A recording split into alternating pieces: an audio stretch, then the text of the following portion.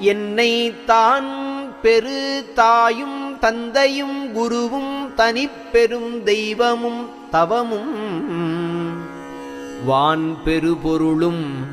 வாழ்வும் நற்றுணையும் மக்களும் மனைவியும் உறவும் நான் பெரு நண்பும் யாவும் நீ என்றே நம்பினேன் கைவிடேல் எனையே. வாட்டமும் துயரும் அச்சமும் தவிர்த்து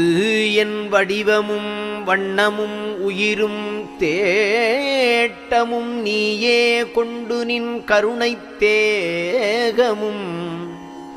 உருவும் மெய்ச்சிவமும்